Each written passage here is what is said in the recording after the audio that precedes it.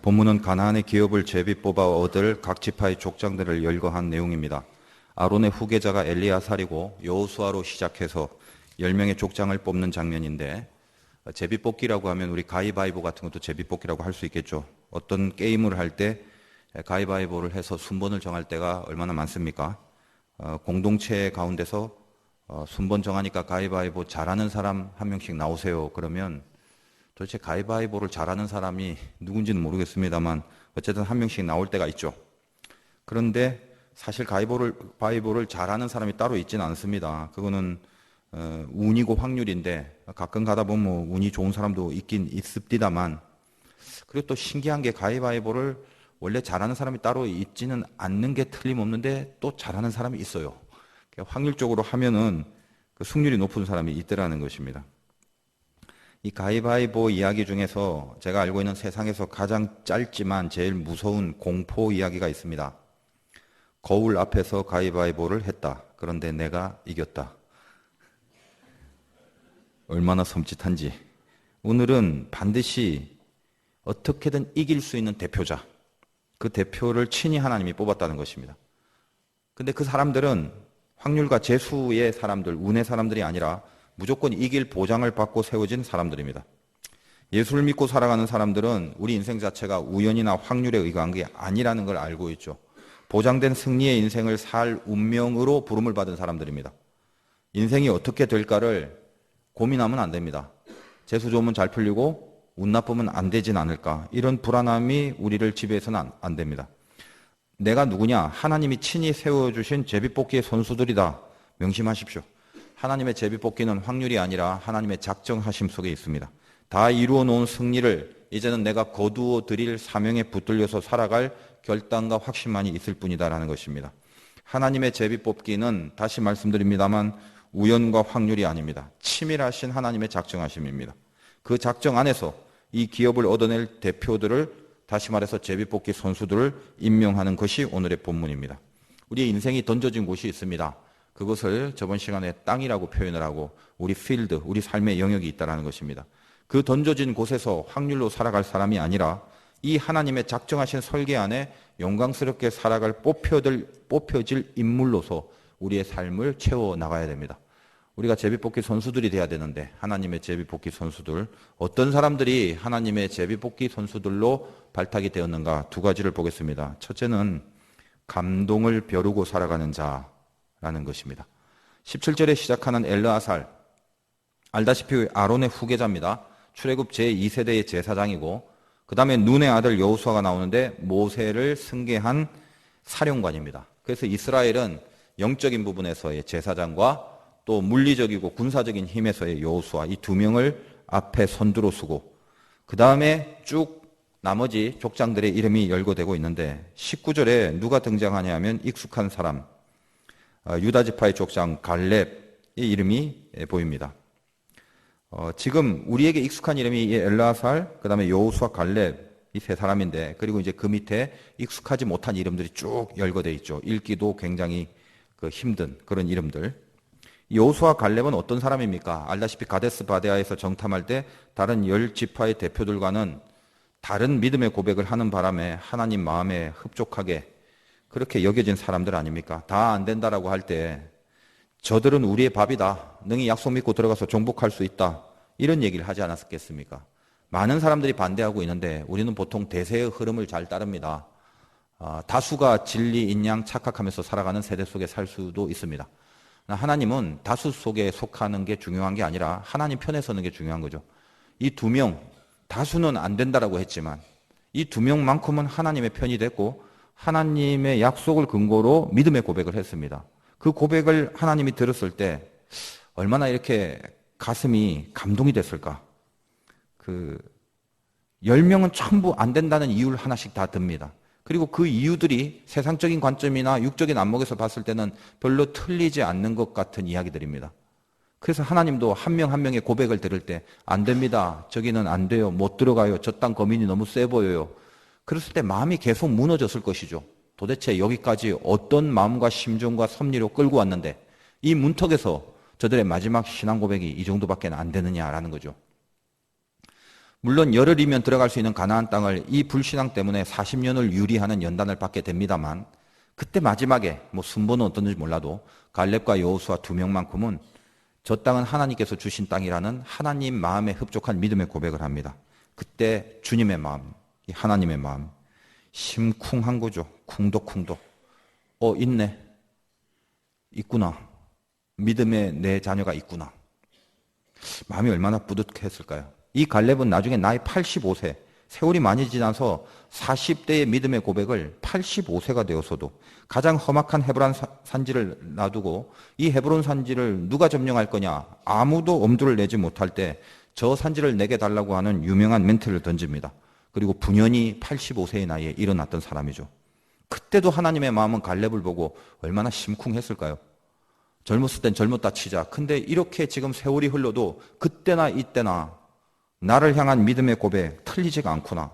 깊은 감동이 됐을 거다 아니겠습니까? 성경을 자세히 보면 그런 의미에서 이 갈렙을 소개할 때만큼은 특별히 좀 깁니다.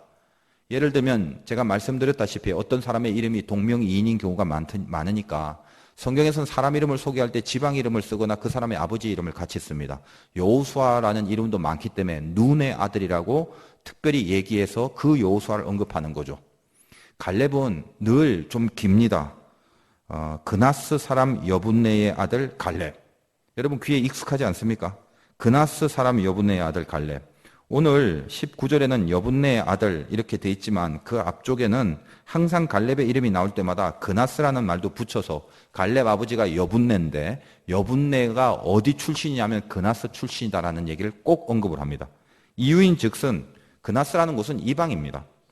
이스라엘 백성들이 출애굽할 때 유대인만 따라 나온 게 아니라 같이 섞여 살았던 비류 잡류들도 얼떨결에 따라 나온 친구들이 있습니다. 같이 무슨 동아리 활동하고 같이 개하다가 너 오늘 어디 가냐니까 오늘 어디 가야 된단다. 그게 어딘데 나도 몰라. 그럼 같이 가지 이러면서 따라 나온 족속들 말입니다. 오늘 예배 가운데도 영문도 모르고 앉아 계신 분이 있을 수 있습니다. 여기가 어딘지 모르지만 어떻게 끌려 나오다가 그러다가 하나님을 믿게 된 그런 케이스들도 상당히 사실은 많습니다. 여기 그나스, 여분네 이 말을 왜 자꾸 붙이냐? 실질적으로 이 유명한 갈렙은 이방 출신이었다는 것입니다. 비류 잡류에 속했던 사람입니다. 그런데 출애굽 대열에 동참하면서 할례를 받고 어느 지파에 편승할까 하다가 유다 지파의 할당을 받았어요. 그래서 유다 지파의 갈렙이 됩니다. 그러니까 보통 유대인들도 그 믿음이 하나님의 기준에 따라 미치지 못할 때가 굉장히 많은데 이방 족속 출신인 갈렙의 믿음이 이렇게 끝까지 탁월할 수 있다는 것에 대해서 하나님의 마음에 얼마나 큰 감동이 있었겠냐 이 말이죠. 바로 이 부분을 언급하기 위하여 늘 갈렙 앞에는 그나스, 여분네라는 말이 따라다니게 되어 있습니다. 가끔 교회에서도 보면 초신자들이 강력한 믿음의 모습을 보일 때가 많죠. 오래된 신앙의 경륜에 있는 사람들보다 예수 믿은 지 얼마 안 되는 사람이 뜨거운 불 같은 믿음의 기치를 발휘할 때가 있습니다. 그러면 보는 사람이 감동이죠. 야 대단하다 이러지 않겠습니까? 우리들끼리도 그렇게 취급을 하는데 그 얼마 안 된 믿음의 경륜을 갖고 있는 사람이 하나님 앞에 탁월한 믿음을 발휘하고 고백할 때 하나님의 마음이 얼마나 큰 감동이 있겠냐 이 말이죠. 신앙생활을 한다는 것도 따라서 뭔가 영적인 요령이 있어야 됩니다. 요령이라는 말이 어폐가 있을지 몰라도 나름 노하우라는 게 필요합니다. 어떤 것이 요령이냐라고 했을 때 내가 믿고 있는 대상의 성격을 잘 파악해야 됩니다. 우리는 하나님을 믿고 있습니다. 하나님은 인격이시고 나를 향한 하나님의 인격의 주제는 아버지이십니다. 부모가 자녀를 늘 사랑합니다. 사랑 안 하는 적이 없습니다. 그런데 특별히 자녀로부터 어느 순간 받은 감동은 부모라면은 절대로 잊지 못하는 법이라는 것입니다. 우리는 일주일 동안 특세를 통하여 주기도문을 다루었습니다. 참석 안 하신 분들은 못 들어서 좀 안타까움이 있겠습니다만은 그때 처음 주기도문은 아버지로 시작합니다. 근데 그 아버지란 말 속에는 참으로 많은 내용이 담겨져 있다고 일주일 내내 제가 설교를 했습니다. 하나님은 누구시냐면 아버지입니다. 주님 때문에 아버지가 돼버렸다고요. 그럼 아버지의 인격과 아버지의 심정을 갖고 우리 앞에 주님이 계십니다. 그래서 하나님은 마치 부모가 자녀에게 감동을 얻으면 영원히 기억하는 것처럼 하나님도 우리의 감동, 우리가 하나님을 감동시키는 그 순간, 그 사건, 그 결단, 그 노력, 그 애씀 절대 잊어버리지 않는다라는 것입니다. 저희 어머니가 이제 돌아가신 지 얼마 안 됐는데, 돌아가신 후에 유품을 정리하면서 뭐 다른 건 거의 다 이제 처분을 하는데, 거기 오래된 스카프가 하나 있는데 그 스카프는 지금 제가 아직도 가지고 있습니다. 그게 무슨 스카프냐면, 제가 초등학교 2학년 때 어버이날이라고 해서 이래저래 친척들에게 그동안 받아온 돈을 이렇게 저금통에 모아서 그걸 깨서 어머니에게 사드린 스카프입니다. 그때 이제 시장에 같이 가서 기억이 나요. 엄마에게 이제 이거 뭐 선물 갖고 싶냐고 하면서 이거 해라 이렇게 골라준 기억이 있어요. 제가 몰랐는데 나중에 돌아가신 후에 이 유품을 정리하면서 보니까 그때 그 스카프를 아직도 간직하고 있더라는 것입니다. 제가 비록 막 혹여라도 속을 많이 썩이는 자식이었다 했을지라도 부모의 마음속에는 내가 속삭인 내용은 아랑곳하지 않고 그날 그 하루에 그 한 방의 감동이 영원히 가슴속에 남아있는 거다라는 것입니다. 그것이 부모입니다. 그것이 아버지입니다. 우리는 늘 부족하고 늘 연약하지만 적어도 우리의 연약함을 핑계로, 우리의 부족함을 핑계로 내가 하나님 아버지를 감동시켜야 될 자녀라는 직분을 잊어버리거나 망각하면 안 됩니다. 늘 하나님 앞에 붙들리는 자의 마음속에는 완벽할 수는 없어도 내 속에서 어느 한순간이라도 하나님을 감동시키려는 그 마음, 하나님의 감동을 벼르고 있는 그 정신이 내 속에 있어야 된다는 것입니다. 다윗을 묵상할 때 이 다윗이 제가 성경에서 제일 얄미운 사람인데 솔직히 죄가 많잖아요. 다윗은 안 저지른 죄가 없어요. 저도 죄가 많습니다만 다윗하고 비교하면 솔직히 자신이 있습니다. 다윗이 훨씬 많이 죄를 저질렀는데, 근데 늘 다윗은 하나님 앞에서 내 마음에 합한 자래요. 참 얄밉죠. 왜 그럴까? 다윗의 사건이 있지 않습니까? 그 유명한 그 어린 시절 아무것도 모르고 형들 전쟁터 나가니까 도시락 갖다 주라고 도시락 들고 갔던 어린 목동 다윗이 마치 골리앗이 턱 버텨서 하나님의 이름을 모욕하는 장면을 본 것입니다. 이스라엘에 훈련받은 군사들 그 어느 누구 한 명도 골리앗의 하나님의 이름을 모욕하는 그 모욕 앞에 덜덜덜 떨고 두려워합니다. 그때 다윗이 어떻게 합니까? 아무것도 가지는 것 없는 이 연약한 다윗이 저 골리앗이 무엇이간데 하나님의 이름을 망령되 일컫냐 이 말이죠. 너는 칼과 단창으로 나아오거니와 나는 만군의 여호와의 이름으로 너에게 간다. 그리고 이 쬐꼬만 게 돌멩이를 하나 들고 나갑니다. 그 모습을 하나님이 바라보고 있을 때 가슴 뛰는 감동이 있지 않겠습니까? 영원히 하나님의 기억 속에 그 돌멩이 들고 쫓아나가는 다윗은 절대로 잊을 수 없는 추억일 것입니다. 그 이후로 이 다윗이 좀 잘못한 적이 많아도요, 이상하게 하나님이 다윗에게는 기회를 자꾸 주세요. 그리고 그래도 마음에 합한 자예요. 그래도 내 새끼래요. 왜? 그 한 방의 감동이 깊이 새겨져 있기 때문에 그렇습니다. 여러분, 하나님의 인격이라는 거 명심하십시오. 아버지와 같은 마음을 갖고 있기 때문에 우리들에게 바라시는 하나님의 내용이 있습니다. 감동을 벼르고 살아가는 자, 그 사람이 결국 선수가 됩니다. 그 사람이 기업을 분배받을 대표적 사명자로 붙들리게 된다는 것입니다. 하나님의 감동은 우리가 세상적인 걸 아무리 많이 확보하고 있다 할지라도 내가 너한테 감동했다. 하나님 절대 그러지 않습니다. 이 세상 모든 만물을 하나님이 다 만드셨는데 이 세상에 보여지는 일이나 업적이 아무리 휘황찬란하고 풍부하다 할지라도 그것이 하나님 보시기에 그것 자체가 영광이고 감동일 수는 없는 것입니다. 오로지 하나님이 우리를 통하여 감동받는 내용은 믿음, 그 믿음의 내용 하나뿐입니다. 내 믿음의 내용을 보고 감동하시지 내 호주머니에 얼마가 있냐를 갖고 감동하지 않고 내가 얼마나 위대한 업적을 그리고 위대한 활동을 했느냐 그런 걸로 따지진 않습니다. 물론 그것도 믿음이 근거된 거라면 의미가 있겠지만 우리가 하나님을 감동시키고 그 감동을 벼르고 살려면 믿음의 부분을 다시 한번 집중할 필요가 있습니다. 어떤 믿음으로 하나님의 감동을 살 것인가? 어제 저는 그 고향 지방에 있는 하늘비전 교회에 속해 지도자 세미나를 인도하고 왔습니다. 그 교회는 제가 처음 듣는 교회고 담임 목사님도 제가 모르는 분인데 개인적으로는 모르지만 그 교회가 그 고향 지방에서는 가장 큰 교회라길래 저는 늘 어디 이렇게 집회를 가면 기도합니다. 하나님 여기를 제가 가야 됩니까? 이렇게 하나님 앞에 묻습니다.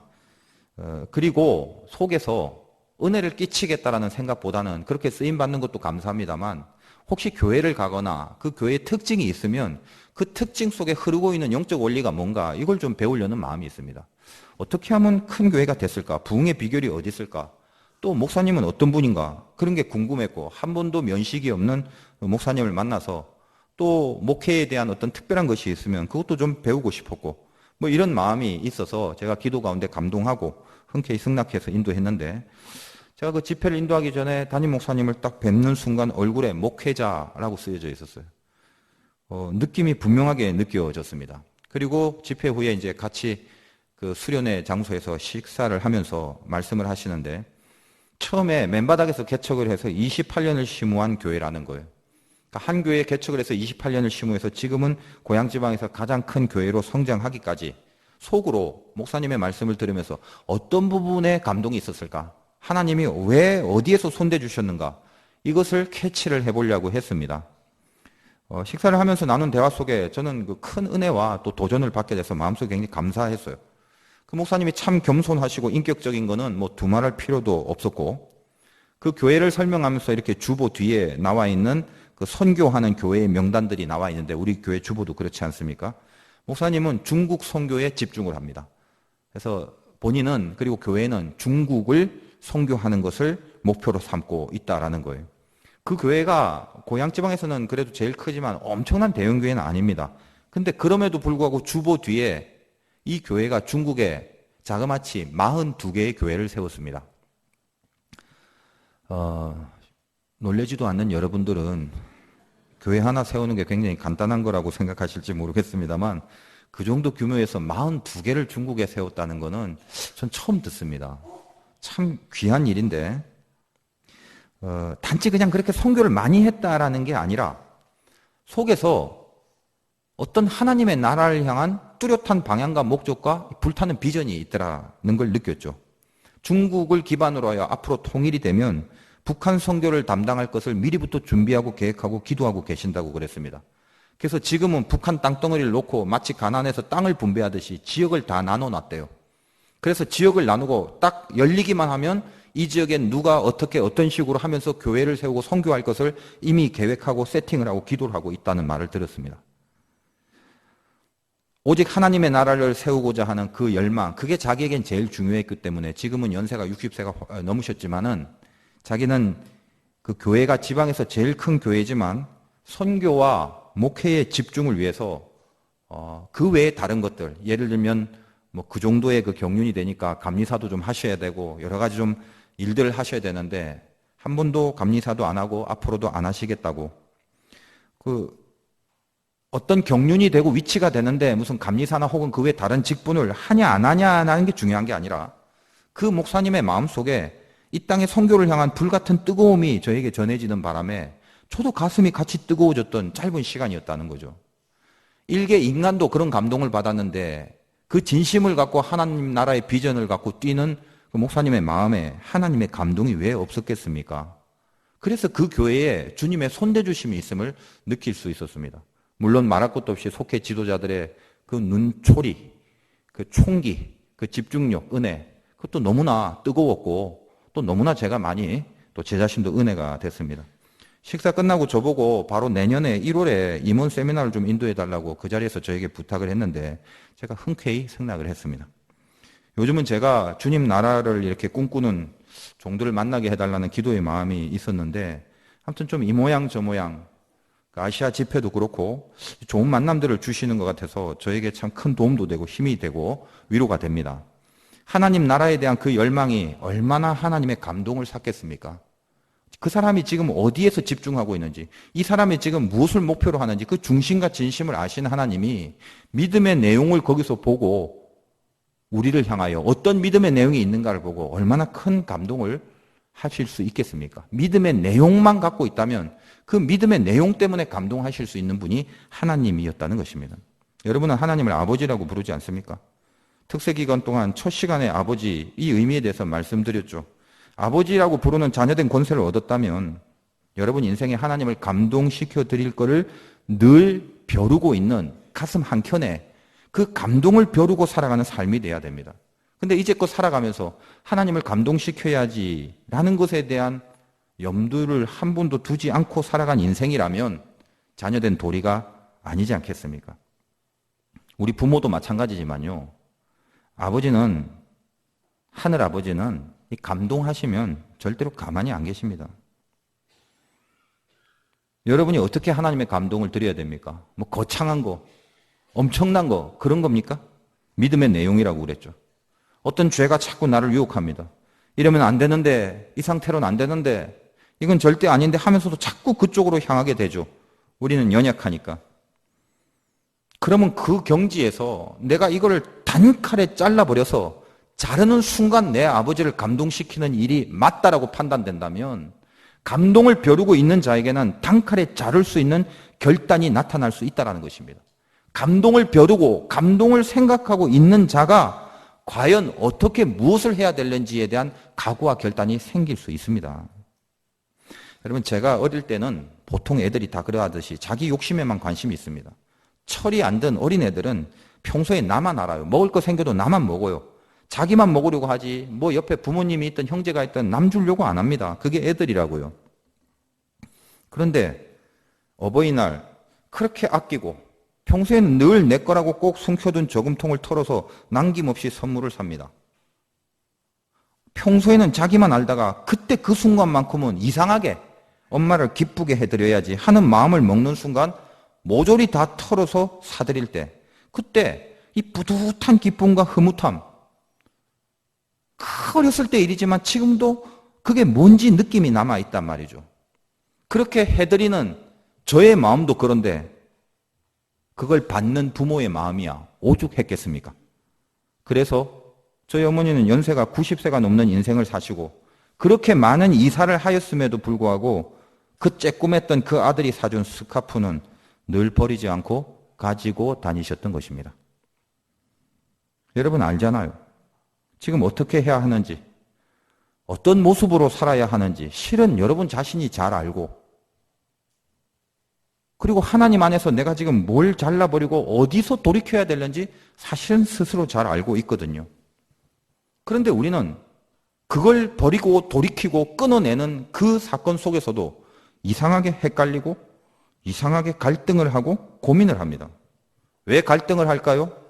부닥쳐서 자르기 싫으니까 용기가 안 나는 것입니다. 미련이 남고 아쉬움이 커서 이거 잘라버리면 아무런 낙이 없을까봐, 손해볼까봐, 망할까봐. 그래서 고민하고 헷갈리고 두려워하고 갈등하고 있습니다. 여러분 마음속에 뭐가 들어가야 됩니까? 어느 게 맞냐, 어느 게 유익이냐가 아니라 어느 게 하나님의 감동을 사는 거냐. 이 감동을 벼르고 있고 이 감동을 벼르고 있는 마음으로 다시 생각해 본다면 어떤 결단이 있어야 되는지 어떤 것을 선택해야 되는지가 분명하게 다가오게 된다는 것입니다. 오늘 예배를 통해서 내가 하나님의 기업을 분배받을 수 있는 주님의 자녀로 그렇게 세워질 수 있는 은혜가 있기를 바라요. 여러분 지금 아무것도 아닌 것 같지만 내 마음에 일어나는 충돌과 싸움 속에 이 부분에서만큼은 내가 하나님을 감동시킬 거야 하고 확 하고 돌아서는 그 순간에 여러분의 그 선택은 남이 볼 때는 아무것도 아닌 것 같지만 하나님의 영혼 속에 기억이 됩니다. 하나님이 여러분의 결단을 통해 한번 감동하시면 그 다음에 여러분의 인생에 풀려지는 신비들이 계속 나타나게 되어 있습니다. 부모는요 10가지 중에 9가지를 못해도 한 가지만 잘해도 그거 하나 붙잡고 내내 흐뭇해 하시는 분입니다. 하나님이 꼭 그러세요. 우리는 100개를 다 할 수 없어요. 그래서 제가 이야기하는 어록 중에 하나가 이런 게 있어요. 완성에는 실패해도 애씀에는 실패하지 마라. 우리는 100% 다 이길 수 없습니다. 100%다 온전할 수 없어요. 그러나 감동을 벼르고 있는 자는 10개지 중에 한 가지 정도는 하나님 앞에 확실하게 임팩트를 주는 의지가 생깁니다. 하나님 그거 하나 보세요. 그거 하나 보고 평생을 우리와 함께 하시는 분이 주님이십니다. 여러분 마음속에 다시 한번 새로운 동기가 일어나길 바랍니다. 이 문제에 나는 어떻게 하나님을 감동시킬 것인가? 그래야만 기업을 분배받을 하나님의 제비뽑기 선수로 발탁될 수 있더라는 것입니다. 여호수아와 갈렙처럼. 두 번째로 어떤 사람이 발탁될 수 있는 선수인가? 하나님부터 계산하는 자. 하나님부터 계산하는 자라는 것입니다. 하나님의 관심은 무조건 사람입니다. 어떤 일을 이루는 건 중요한 게 아니에요. 일을 할 수 있는 사람을 만들어내고 그 사람을 통해서 영광 받으십니다. 만물을 하나님이 다 창조하셨는데 하나님이 모든 일들은 결국 사람이 세워져야 할 수 있는 것이고 사람이 세워질 때 비로소 그 사람을 통해서 영광을 받으시는 분이지 만물이나 그 일 자체를 통해서 영광을 받으시는 분은 아닙니다. 여러분 세상을 창조할 때 하나님이 세상을 왜 창조했냐면 한가운데 사람 때문에 만들었어요. 사람이 있기 때문에 하늘과 땅이 있고 사람이 있기 때문에 동물과 식물이 있는 것입니다. 그게 중요합니다. 이 세상 모든 것을 만드신 하나님이 무슨 일이나 세상이나 사건이나 이런 것 따위로 그 자체만으로 영광을 받으실 필요가 뭐 있겠어요? 다 만드시는 분인데. 오직 영광을 받는 것은 사람입니다. 당신의 자녀를 통하여 영광을 받으십니다. 그래서 하나님의 초미의 관심사는 전부 다 사람이에요. 교회의 열매도 마찬가지입니다. 우리 교회가 아무리 오래됐다 한들 교회의 생명이 무엇입니까? 사람을 만들어내는 거예요. 하나님 앞에 하나님이 합당히 여기는 사람을 만들어내는 거예요. 그 오래된 세월만큼 만약 하나님이 귀하게 쓰시는 사람들이 세워져 있지 않다면 그 오랜 세월은 죽은 세월과 같은 거겠죠. 제가 목회를 하면서 특별히 청년부, 청소년부를 중요시 여깁니다. 의미는 뻔한 것 아니겠습니까? 교회가 사람을 세워야 된다는 거 그겁니다. 결국은 하나님의 사람을 세우는 역할을 하는 것이 그 역할을 해내야만 교회가 교회로서의 생명을 연장케 되는 방법이 될 수 있기 때문에 그렇습니다. 제가 여러 번 말씀드렸다시피 유럽에 500년, 600년 먹은 어마어마한 교회들이 지금 부처상이 들어가 있는 절로 바뀌고 술집으로 변하는 추세입니다. 우리나라는 안 그럴 거라고요? 천만에 만만해요. 그 흐름과 그 악한 부패들이 은근히 아니 우리 생각보다 훨씬 빠르게 도래할 수 있습니다. 정신 차리지 않으면 다 뺏깁니다. 오늘 추수감사절 아닙니까? 오늘 예배나 헌금을 여러분이 준비하면서 무슨 생각과 무슨 추억으로 나오셨습니까? 저희 교회는 이제 절기 헌금 때마다 이렇게 나오는데 늘 복잡하죠. 그래서 제가 특세 때 그런 얘기 하지 않았습니까? 저기서 여기까지 나오는데 한 2분 정도 걸릴 거예요. 저는 여기 앉아서 여러분들의 모습을 쭉 지켜봤습니다. 그거 나름 쏠쏠하게 재밌어요. 저 사람은 왜 저렇게 생겼지? 기타 등등.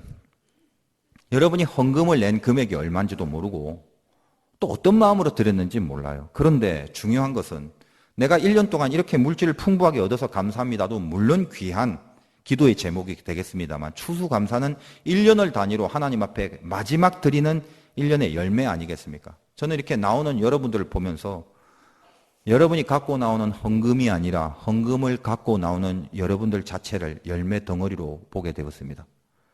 나는 1년이 지난 뒤에 하나님 앞에 어떤 사람으로 지금 걸어 나오고 있는가 이 말이에요.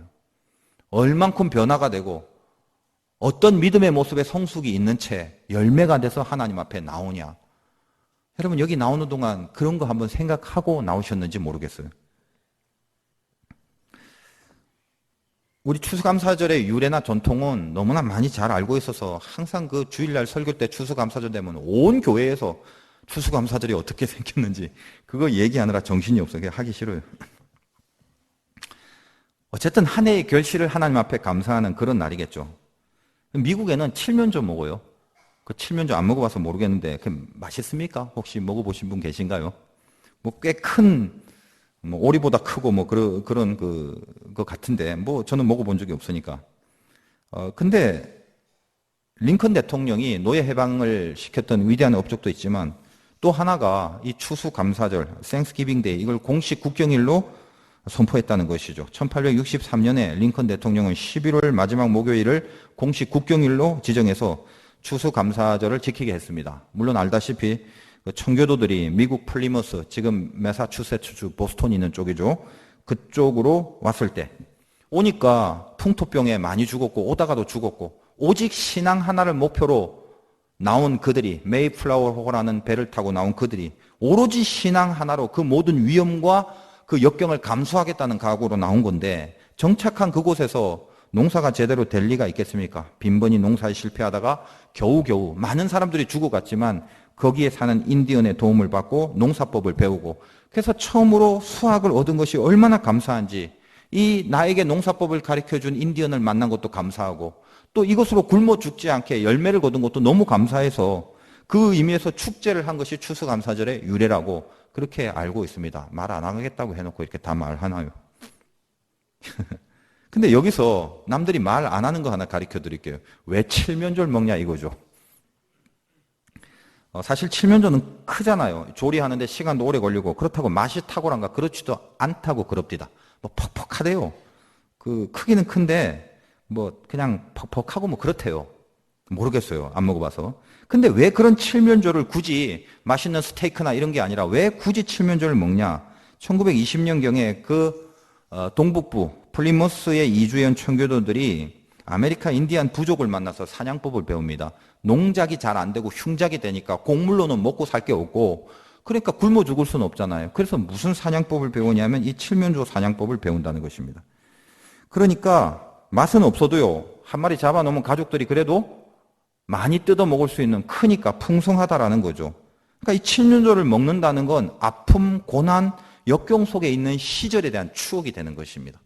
그래서 추수감사절 될 때 늘 그걸 먹으면서 우리 옛날에 공식도 없어갖고 굶어 죽을 수 있는 그런 위험 속에서 그래도 그나마 이거 먹고 그렇게 하나님 앞에 견디고 살아왔지 않냐? 이 얘기 하려고요. 여러분 칠면조는 오늘 못 드시더라도 이렇게 걸어 나오면서 내 옛 추억을 한번 보시라는 거죠. 난 지금 어느덧 여기까지 온 거예요. 우여곡절도 많고 파란만장한 인생도 있고 아픔도 있었고 아직도 그 아픔이 해결이 안 되는 쓸쓸함이 있겠지만은 그래도 걸어 나오면서 내가 오랜 세월 동안 아니 이 1년만 보더라도 하나님의 은혜 없이 여기까지 온 게 아니었구나라는 것을 새삼스럽게 깨닫게 되는 은혜가 있습니다. 그리고 나서 그것을 하나님 앞에 감사를 하는 것이죠. 내가 드린 예물의 가치가 그것도 중요하겠습니다만은 그리고 저 예물 속에 들어가 있는 우리의 기도도 신앙의 고백도 중요하지만 내가 여기까지 이렇게 왔나이다. 이런 성장이 있었고 이런 깨달음이 있었고 이런 돌이킴이 있었고 그동안 이런 뜨거운 기도들이 있었고 이런 응답이 있었습니다라는 이런 인도하심이 있었습니다라는 내 자신을 하나님 앞에 열매로 드리는 것이죠. 칠면조 먹었던 시절을 생각하면서 이 미국의 조상들은 그 어려운 상황 속에서도요, 칠면조도 먹었지만 좀 집도 짓고 경작도 하고 풍성하게 뭔가 좀 재놓고 인생 가운데 훨씬 더 먼저 해야 될 필요한 많은 것들이 있었음에도 불구하고 너무 놀랍고 신기한 것은 그 어려운 한가운데서 제일 처음 주목하고 집중하여 했던 것이 신학교를 만드는 거였습니다. 교회 세우는 거는 말할 것도 없고요. 왜 신학교를 세우느냐? 사람이 필요했습니다. 농사가 얼마나 잘 되냐, 건물이 어떻게 많이 들어서느냐가 아니라 사람이 필요했습니다. 신앙과 믿음으로 살려고 굳게 다짐하고 목숨 걸고 온 그들에게 이 정신을 끝까지 잊고 하나님 나라를 확장시킬 수 있는 건 결국 사람이 한다는 걸 알고 있었기 때문에 그들에겐 사람이 필요했어요. 그래서 그 어려운 환경 가운데도 제일 처음 한 것은 신학교를 세운 것입니다. 그 신학교가 바로 하버드 대학이에요. 하버드 대학의 처음이 거기서부터 비롯됐습니다. 그것이 깊은 미국의 저 밑바닥에 있는 뿌리 정신이에요. 여러분 미국을 너무 무시하지 마세요. 우리 한국 사람들은 이 강대국들 많이 무시해요. 일본 무시하고 막 미국 무시하고 세계에서 미국하고 일본 무시하는 나라는 한국밖에 없습니다. 대단한 민족이에요. 가데스 바네아에서 하나님의 사람이 세워져야 되는데 믿음의 정탐에 실패한 자들이 드러납니다. 근데 그들의 특징이 뭐냐? 저들은 육신의 안목으로 이기적인 계산을 합니다. 이기적인 계산으로 바라보고 세상적 원리로 그들에게 주어진 필드, 그 땅을 바라봅니다. 그 땅을 이해하고 그 땅을 해석하는 데 있어서 하나님을 전혀 계산하지 않습니다. 하나님을 전혀 고려하지 않습니다. 여러분 인생 한번 보세요. 작은 일이지만 내가 그 일을 선택할 때 한 번이라도 내 머릿속에 하나님하고 플러스 하나님이 들어가 보신 적 있습니까? 의외로 없다고요. 항상 부닥칠 때마다 내 경험, 내 감정, 내 기질, 내 기분 그거요. 그리고 일은 다 치르고 마지막 한가할 때 시간 남을 때 교회 와서 하나님 좀 생각하는 거. 믿음이 없어서라기보다는 훈련이 덜 돼서입니다. 하나님이 사람을 세울 때 어떤 사람을 세웠다고요? 빨리 하나님을 계산할 수 있는 사람. 왜? 그 일은 하나님이 하시는 거기 때문에 그렇습니다. 그 사람이 아니라 그 사람을 통하여 하나님이 일하신다라는 사실을 그 사람을 통하여 받고 싶은 거예요. 그 사람을 통하여 증거받고 싶은 것입니다. 믿음의 정탐에 실패한 사람들, 땅을 바라볼 때 전혀 하나님을 계산하지 않습니다. 하나님을 고려하지 않았어요. 그들의 견적 속에는 하나님이란 존재는 없었습니다. 여러분이 여러분의 주어진 필드에 견적을 낼 때 혹시 하나님을 고려하지 않고 견적을 내고 있지는 않습니까? 명심하십시오. 믿음이 없으면 우리 현장은 현실이 될 뿐이지만 믿음이 있으면 그때부터 우리 현장은 약속이 돼버립니다. 실체가 뭔지 아세요? 현실이 아니라 약속이에요. 그러므로 믿음은 바라는 것들의 실상이요 보지 못하는 것들의 증거라고 말합니다. 실상을 봐야 바른 길을 가죠. 허상을 보고 어떻게 바른 길로 가겠냐 이 말이죠. 따라서 실상을 볼 줄 아는 사람들은 늘 하나님을 계산해 놓고 믿음으로 현장을 이해하고 해석하는 사람들입니다. 그 사람만이 하나님의 길을 갈 수 있다고요. 오늘 본문에 열거된 제비뽑기 선수들의 이름을 봅시다. 왜 이렇게 구차한 이름들을 끝까지 본문에 나서 성경 봉독할 때 헷갈리게 만드냐? 이유가 있겠죠. 여호수아와 갈렙이라는 익숙한 이름을 제외하고 나머지 선수들의 이름이 있습니다. 근데 이 사람들은 예전에 가데스 바네아의 정탐꾼 중에 여호수아와 갈렙도 들어가 있지만 여호수아와 갈렙은 믿음으로 발탁이 됐고 그 두 사람 빼고는 예전 가데스 바네아의 정탐꾼 한 명도 없습니다. 왜냐하면 그들은 이미 불신앙으로 가나안 입성을 못하고 죽었기 때문에 오늘 등장한 이 이름들은 새로운 12지파의 대표 족장들, 선수들, 새로운 이름들, 다시 뽑혀진 사람들입니다. 이들의 인생과 삶이 구체적으로 어떤 건지는 자세하게는 알 수 없어요. 그러나 오늘 열거된 그들의 이름을 가만히 한번 살펴보면 그들 가운데는 공통된 특징이 하나 있습니다. 20절을 봅니다. 시므온 지파에서는 암미우스의 아들 스무엘, 베냐민 지파에서는 기술론의 아들 엘리닷, 단 자손에는 붓기, 요셉에는 한니엘, 에브라임은 그무엘, 스불론에는 엘리사반, 이사갈에는 발디엘, 아셀은 아히웃, 납달리는 브다헬. 요 등장하는 10명의 이름들, 이 이름은 이상하게 공통적으로 엘이라는 말이 들어갑니다. 이 엘은 하나님이란 뜻이에요. 그 이름의 뜻을 한번 살펴봅니다. 다시 위로 가서 20절에 시므온의 지파의 스무엘, 스무엘은 하나님께서 들으심이란 뜻이고 그 다음에 엘리닷은 하나님께서 사랑하심이, 붓기는 하나님께 인정받은 자, 한니엘은 하나님의 은혜, 그무엘은 하나님께서 기르신 자, 엘리사반은 하나님께서 보호하는 자, 발디엘은 하나님은 나의 구원, 아이웃은 연합하는 친구, 부디엘은 하나님께서 구원하심. 거의 전부 다 그 이름 안에 엘이라는 적어도 하나님의 뜻이 전부 서려 있는 그 이름들입니다. 다시 말하면 이들의 인생은 그 운명 자체가 늘 하나님과 함께하고 하나님을 계산하고 살아가는 인생이었다라는 것을 이 이름 속에 반증하고 있다는 것입니다. 민수기 주제가 뭡니까? 싸움에 나갈 만한 자. 그리고 민수라는 건 수를 센다라는 거죠. 싸움에 나갈 만한 자의 수를 센다는 것입니다. 결론이 뭐라고요? 싸움에 나갈 만한 자는 수는, 싸움에 나갈 만한 자를 카운트할 때 그 숫자 안에 드는 거는 하나님을 카운트하고 하나님을 셀 줄 아는 사람이라는 거예요. 그게 결론입니다. 여러분 지금 안 풀리는 문제가 있죠. 다시 한번 생각해 보세요. 어떻게 풀까를 고민하지 말고 나는 과연 내 하나님을 내 계산 안에 놓고 그 문제를 풀려고 하는 진심, 그 마음 중심이 내 안에 지금 세팅이 되어 있는지 그거부터 보라는 것입니다. 수많은 고난을 당합니다. 하나님을 계산해야 되는데 우리는 수많은 설교 속에 이런 얘기 많이 들어요. 고난의 불 속에서 나는 단련된다.